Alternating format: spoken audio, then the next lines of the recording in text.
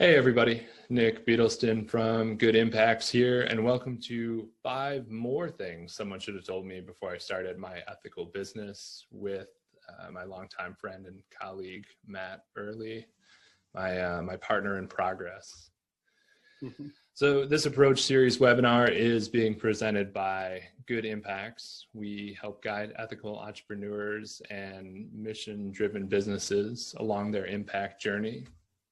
We provide a whole host of consultation services, everything from project design and implementation all the way through to helping organizations create systemic change within their industry. Please visit goodimpacts.com for more info and to start a conversation on how we can help you on your impact journey. Couple of quick housekeeping notes for folks who are joining us today for the webinar. This is probably nobody's first rodeo at this point, but everyone's cameras and mics are turned off. They will be for the duration of our conversation. But we are going to leave time at the end for Q&A with Matt. So please feel free to leave comments or thoughts in the chat function down at the bottom of your screen as we go. And yeah, throw those questions in the Q&A section right next to that. This webinar is being recorded for future use. It'll be uploaded to the Good Impacts YouTube channel within the next day or two. Definitely check out that channel. We've got a number of fantastic webinars with other entrepreneurial, ethical entrepreneurs and mission-driven business leaders, including a great one by Matt. Oh, we don't need to talk about me. Let's talk about Matt. Matt has spent literally decades at this point helping shape a more ethical and sustainable coffee industry. He's built really impressive partnerships between coffee producing communities around the world and coffee businesses in the US and Canada. He also worked to help reshape Wisconsin's energy industry. And currently he is the founder and primary at Monkey Wrench Consulting. And Matt provides a whole host of services, not the least of which is helping companies re-examine and improve their supply chains and the ethical ways in which they operate. There's a picture of Matt and I in Nicaragua. This always makes me laugh. We were literally shoveling shit. So I think that explains the face, or it could just be that that's kind of my default face. Like I mentioned earlier, definitely check out Matt's first webinar, 5 things I should have learned when starting an ethical business. He covers the inescapable power of math. He covers understanding the best business structure for the organization that you're envisioning, as well as really putting some time and intentionality into who are you going to work with? Who is going to work at your organization? What are those roles and how are you going to fill them? He also talks about the importance of having a vision and sticking with it. And then equally important, I think, he talks about having an exit strategy when it's time to start looking at other exciting projects. So with all that being said, Matt wanted to come back and do another webinar because it turns out after decades of experience, you have a thing or two to teach people. So I'm going to stop talking, Matt, and let you get into it. What do you think? That seems like a good idea. No, I mean, I would love to hear you talk more though, Nick, if you want. We can have a conversation. Let's do that. Do a little Abbott and Costello routine. Great. Hey, thanks a lot to Nick and to Good Impacts for having me on here today. Really excited to come back and to talk about 5 more things that I wish I would have known before I started my ethical business. I am the co-founder of a coffee company called Just Coffee Cooperative, where I worked for 18 years, based in Madison, Wisconsin. with a very well-defined social impact mission, kind of framed around the idea of fair trade and moving as many resources, money, back to hardworking farmers who provide our coffee, but also creating connections between, as much as possible, coffee drinkers and coffee farmers and coffee drinking communities and coffee farming communities, with the idea that when we can all see each other in the commodity chain and in our daily interactions, we develop quickly the capacity to really care about each other and to want to see, our mutual communities succeed together. So the last time we were together, we talked about 5 things that I wish I would have learned. And as Nick just mentioned, I've come back today with 5 more. And I want to say that the impetus, Nick approached me about doing the first webinar, which I was pretty excited about. And in coming up with the first 5 things, I was so excited about it. It was like, I had like an epiphany. It was a real release after being away from my first business, Just Coffee, for a year.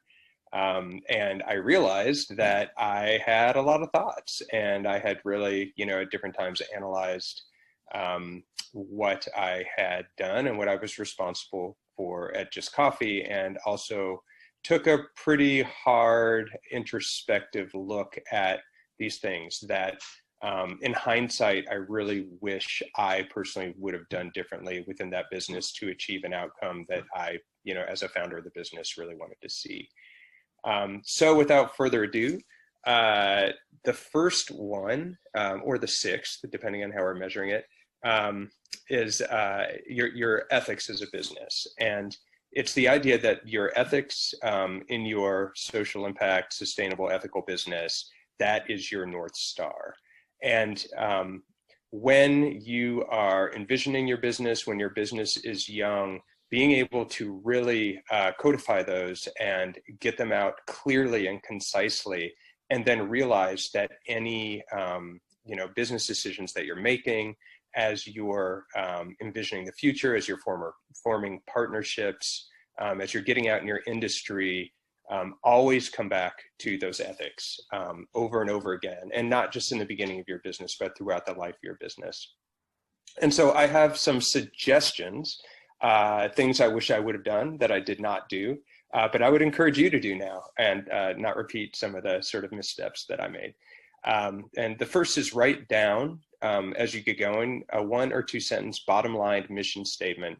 And once you have that, always lead with it. This is what is going to set you apart from your competitors. You wouldn't be entering the space that you're entering into if you didn't see a niche that's available to you. And that niche is most likely, hopefully, because you see that you can exist in that field in a more ethical way. And that is going to be a huge part of your competitive advantage. So never relinquish that. Always lead with it. All your decisions, let that flow out of these very basic, 1 or 2 sentence bottom lines that you write down. Also, beware of mission creep as you go along. Know that when you are making even one exception to your values, that you're setting a precedent. So if you decide to work with a client and maybe they don't check all of the boxes, but there are other considerations that make it tempting to work with them, really consider what that's going to mean for the ethics of your business and the mission of your business. And understand that once you cross whatever line that is, then it's going to be much easier to cross it later, and probably with even less persuasive arguments, to yourself and to your partners around you in your business. So really think about that. It's really tempting sometimes when you're a cash-strapped, challenged business, looking for clients and wanting to move forward to make a little bit of an exception, but just be really careful about that. And remember that if you do that and you start really chipping away at your ethics of your business, then you are actually slowly giving away your competitive advantage in your market. Also, make sure that you speak out when your instincts tell you that a decision could place your mission and values in jeopardy. Don't be afraid to have that discussion, that argument with your partners and your employees and your stakeholders. Even if you're a lone voice in the wilderness, do it, especially when you're the founder of the business. Consciously or subconsciously, you are, to the business that you're the heart. So it is your job to come out and make that argument, and be open to being persuaded differently, but be very stalwart and examine your motivations when you do that, and don't back down if you feel like it's going to put your business at risk. The second one we have today. Hey, is, Matt, can I do want to drill down on something a little bit more though. So yeah. With your specific business and your specific experience, you chose to spend a lot of time, and sometimes a lot of the time investing personal money in traveling to meet your suppliers. Mm-hmm. And this is not hopping on a plane to Toledo. This is going to pretty remote parts of Central and South America to meet with your farmers. How do you think those interactions helped set and maintain the business's ethics? In my first business, that was my one of my main roles over the years that I was there, and because of that, I think I had the opportunity in different ways to kind of reinforce what the importance of our mission by going and spending time with and getting to know the coffee farmers who we worked with, and coming back to Madison, both internally in my business, but also externally, with general the community here and all the communities that we served. I realized that it was my job to, as best as I could, kind of be an ambassador, and to be able to communicate as best as I could the thoughts and dreams and needs of the people who we were working with, and to really underline the incredibly hard work and expertise that they have. So that's a huge part of it, and I think in some ways it actually makes it easier to keep coming back to that mission when you are supercharged like that by going down and spending time with the people who are the primary, in many ways, reason for the business that we started.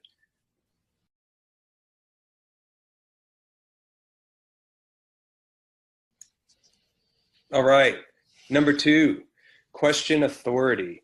So in your startup, when you're getting going, or even when you're a young business, you're going to have lots of people telling you why it is that your idea is not going to work. These ideas are generally going to be based on conventional wisdom in your field. And the people who will be telling you this are super invested in, for various reasons, in what the trajectory of whatever your field, your market space is.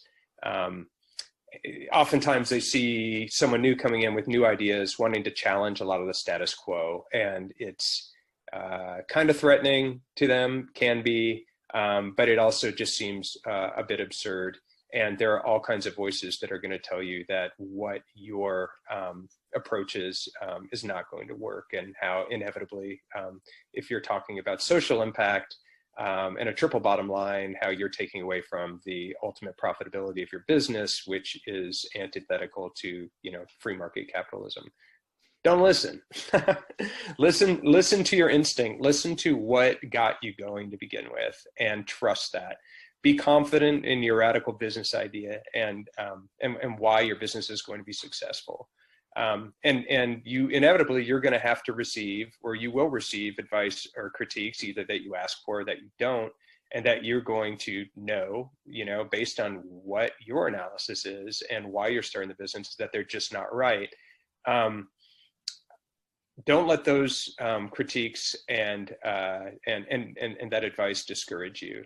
use them as motivation, and know that no one else is going to see the opportunities the way that you're seeing them. You're coming from a fresh place, and oftentimes you're going to be coming, from a different background that they came from, either a different educational background or whatever, all sorts of ways to think about that. So don't just assume that you have a bad idea if you approach a lender and they tell you that, for instance, your business model isn't profit motivated enough. Try to explain it to them, and if they don't get it, thank them for their time and move on. Take every suggestion that you're receiving from experts and examine it, really look at it, and ask yourself if there's anything within it that you can take to make your business better, even if it's a critique that you don't agree with and you think is antithetical to your business and your mission and how you're going to exist in your competitive space. It's still informative. It's inside baseball into how others in your industry are thinking, and that's super valuable. And there may be a tidbit or two in there that will help you and that you can integrate into your approach and make it even more effective. When you receive that advice, also look at it, give it a hard look, because sometimes, and I'm speaking from personal experience, I would reject advice that we were getting, or I would be tempted to, simply because of the messenger who was giving it to me. And that was my pride talking. And over the years, I would realize, occasionally look back and think, oh man, if I had listened to this particular piece of advice or strand within it, my business would be stronger today, and I could achieve my mission and my objectives better than I'm doing now. So that's question authority, y'all. I felt that was such a strong point that I wanted to underscore it with, just that loan period down there. That's definitely not totally a typo. But I appreciate making the distinction, Matt, the distinction that you make between questioning authority and outright rejecting it. Because I think with a lot of founders, entrepreneurs, especially mission-driven ones, they tend not to make a distinction between, I advise that you don't do this, I professionally advise that you don't do this, and I'm a naysayer who doesn't believe in your vision. And I think sometimes, those two things get conflated, and there is value in my professional opinion, this is a bad decision, and come on, you can't do that. Yeah, absolutely. Absolutely. And so take what's good from it and, be opportunistic in that way. But just be aware that even there are nuances that you might be able to apply. And if nothing else, there's information that you're gleaning that it's intelligence, it will help you move your business forward and understand your landscape. Another one, politics and transparency to the front. The old school way of thinking about existing in the business world is to be as neutral as possible. Even if you're communicating your social mission, do it in a way that isn't going to, or it's going to have the least chance to alienate anybody. And that works for some people. I think it works for businesses that don't really have a strong social or sustainability mission and who want to dabble and who can use that stuff to make their business better and green up their messaging a little bit. But that's not what we're here for. We are here to disrupt as an ethical business, as a social impact focused business, as a business that's focused on environmental sustainability, any of these things and all of these things. So in order to do that and have the impact that we want to have, my suggestion is, and especially looking in hindsight, be really upfront and be really transparent about what you support and what you believe. Identify the beliefs that you have and your company has and put them out there, and don't be intimidated by the thought of not appealing to everyone. This is actually a point that more conventional business schools in the US are starting to incorporate and really understand, is that you're not going to get everybody. You're just not. There's too many companies out there, unless you are doing something, that is just the holy grail and lightning in a bottle, and you've thought of, some new product or service that has never been done before, there are going to be other people in your space, and they are going to have customers, and that's just a fact. So if you can lead with your beliefs and be transparent about them and your politics and about what people are supporting when they spend money on your business, it really democratizes the economy to where people can understand where the money is going that they're putting into a business. So resist the temptation to try to appeal to everybody. That doesn't mean you have to be incredibly divisive, although if that's your brand, go for it. But I've found that my business in the past has, in my estimation, been the most successful and had the most open path when we were very, very explicit about who we were, what we were supporting, and what people were supporting when they spend money in our business.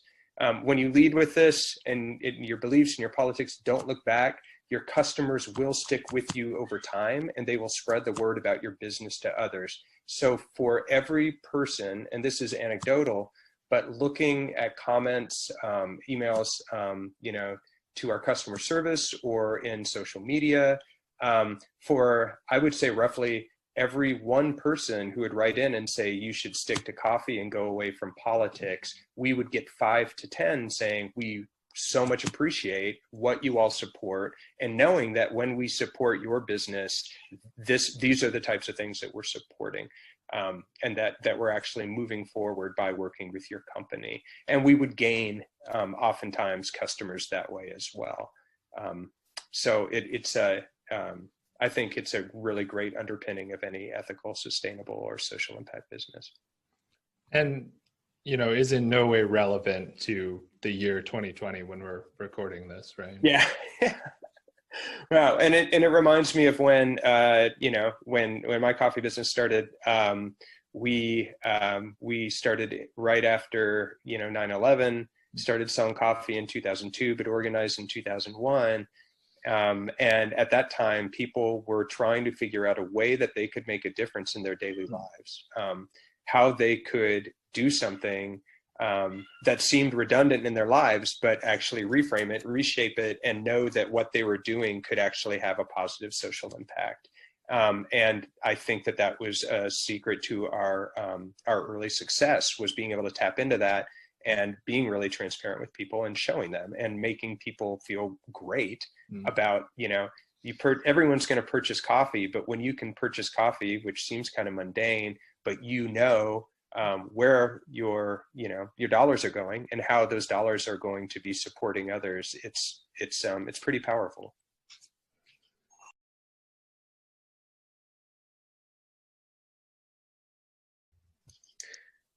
All right, setbacks and overcorrection. This relates a little bit to the second point. When you have setbacks, oftentimes it is a good idea to seek the advice of others who are outside of your center of influence, the people who are your immediate business partners or your employees, or even those who are closest in your industry. In my first business, we did this when, for a couple of years in a row, we didn't make a profit.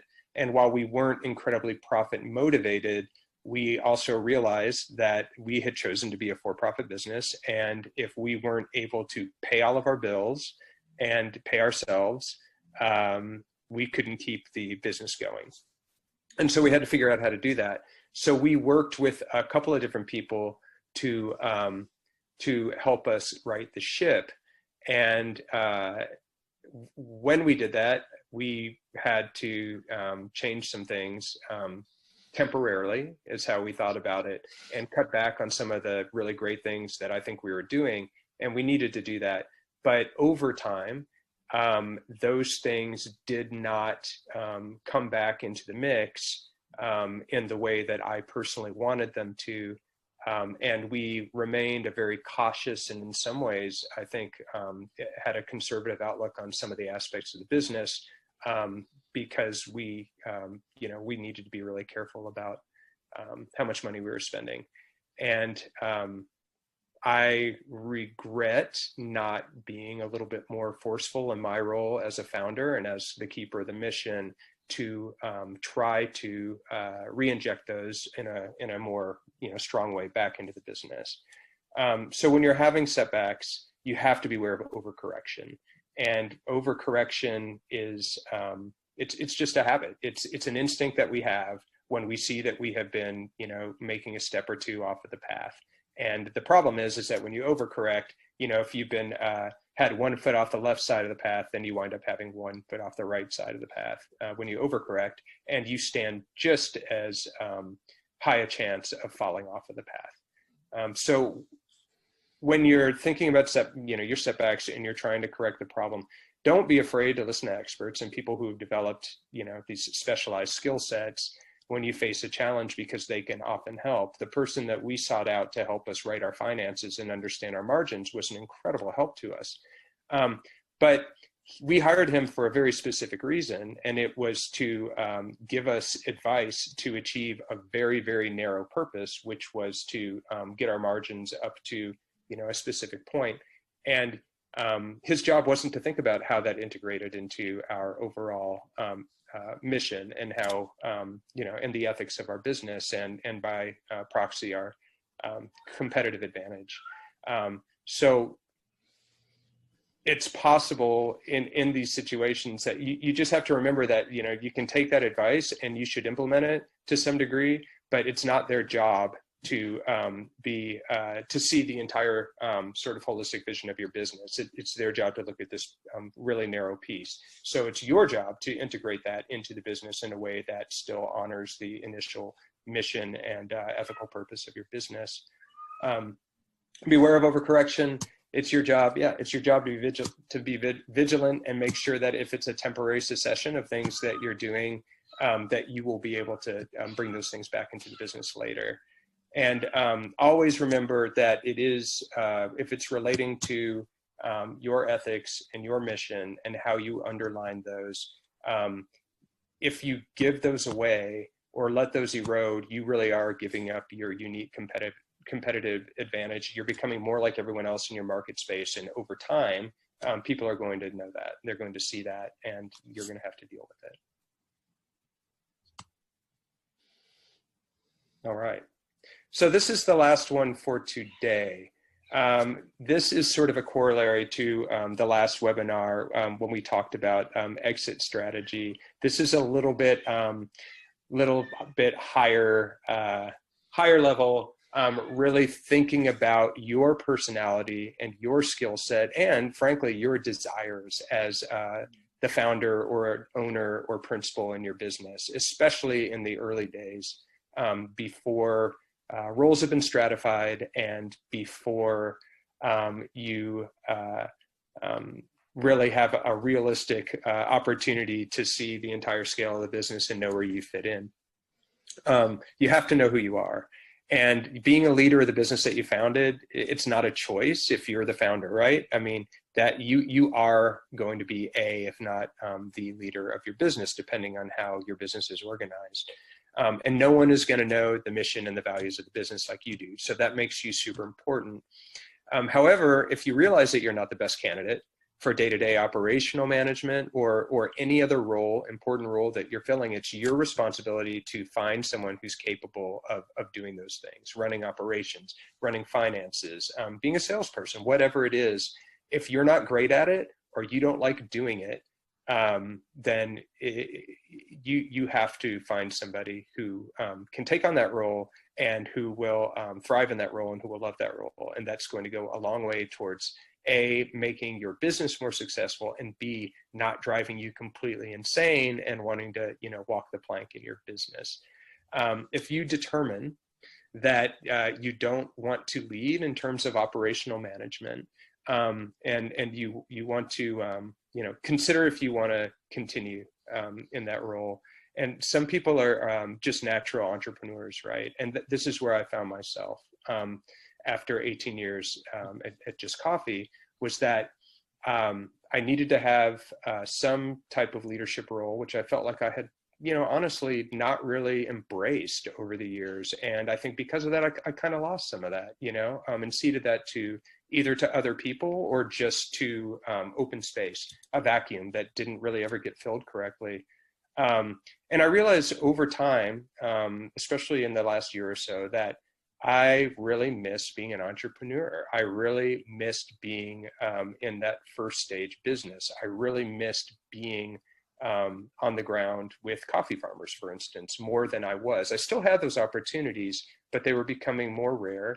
And my role became more about, public relations and marketing and being the face of the business in that way. And that really didn't nourish me the way that starting the business and being on the ground floor and all of the energy required and all the energy it gives you back as an entrepreneur in a social impact ethical business space. So if you find yourself over time not enjoying where you're at anymore, think really hard about where the places are in your business that you can plug in, that you are a natural fit, that you can continue your leadership, which you need to have as a founder of the business. But if you find that your heart is just no longer in it, don't stay in it because you think that either A, you're supposed to do that, or B, you don't have any other options. There are always other options out there, and there are always new organizations and new businesses for you to become involved with or to found. And I'm really happy now doing consultation work with great people in the coffee industry and outside of the coffee industry, and it's actually giving me the opportunity to on the day-to-day work in the pieces of this business and in the ethical business sphere that I really love and that nourish me. And I know because of that, I'm going to wind up being more successful. So to summarize, think really carefully about what your leadership is in the business, where you fit in, where your role is A, most efficient for the business, and B, serves you the best and nourishes you. Because if you're starting an ethical business and you're focused on sustainability and social impact, you already are not really fitting into, I would say, probably what our core assumptions are of an average business person. Yeah. And chances are you're probably going to want to do something a little bit different. So don't limit yourself, and know where you're going and have an exit strategy, and keep pushing. Those are my 5 things. Yeah, I think we're all excited for the day when ethical entrepreneurship and starting a mission-driven business doesn't make you an outlier. It makes you, it becomes the norm, and we're getting there. Yeah, we are. Pretty quickly. It's accelerating. Definitely. So speaking of accelerating, I think we're gonna rocket right past the Q&A time. There's so much good information. And there are some great questions, but fortunately, Matt's available. So if you did throw a question down in the Q&A, if you do have lingering questions for Matt and want to learn more about his journey, a couple of ways to connect with him. You can always visit monkeywrenchconsulting.com. You can email him at monkeywrenchconsulting@gmail. And you can listen to The Delicate Delegates. Sorry, screw that up. The Delicate Delegate. You got it, man. It's a tongue twister. Yeah, it's a good field sobriety test. Yeah, exactly. That's why we chose it, or I chose it. Thanks for having me, man. I really appreciate it. And I guess, I'm in conversations to turning these 10 points that we've discussed. I've written them into a book, which I'm really excited about. And the book is kind of three pieces. It addresses the overarching sort of themes more in depth than we've covered here, obviously. It talks specifically about how I learned my own lesson and how, I kind of screwed things up in my own business, at least, in my own mind.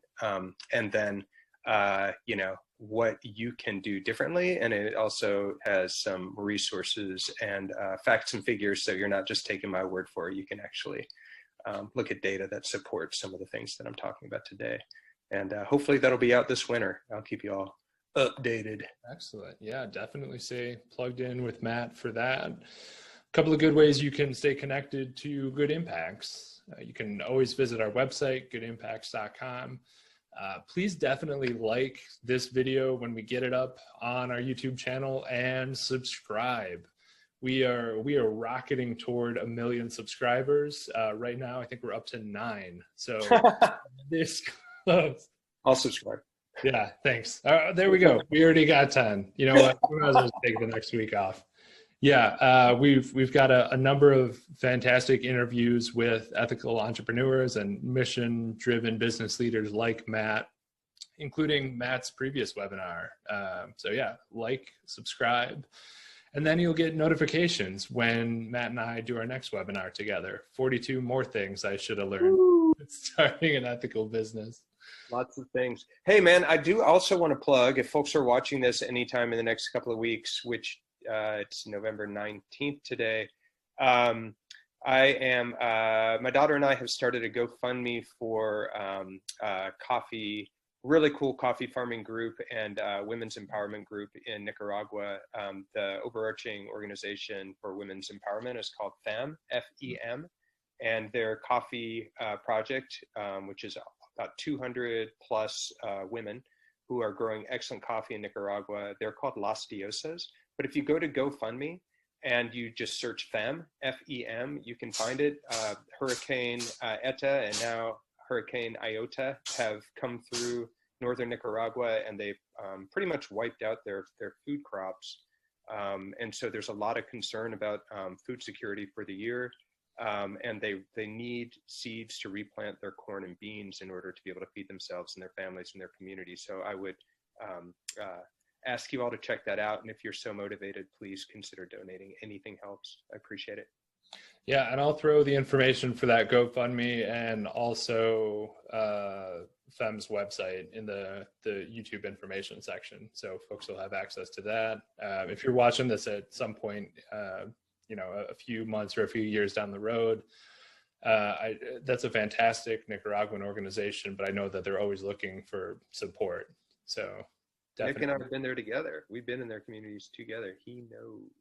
Yeah, incredible women facing incredible odds, and undaunted by everything that the world's thrown at them. Definitely, yeah, definitely incredible.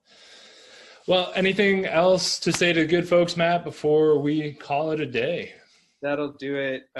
Sorry to run on too long to do Q&A, but feel free to email Nick or myself. How do you say that? Nick or I? Me or Nick? Us. Nick, us. Yeah, feel free to email us if you have any questions or comments. And, you know, I'll just full disclosure. I thought Nick had said we were going to talk about QAnon. And so I didn't leave time strategically, and now I realize it was Q&A. So I want to, sorry, that's not true. I just thought it was. That's amazing. All right, this is my last webinar ever because we're never going to top that. All right. Thanks, everybody. See you. Thanks. Take care, you all.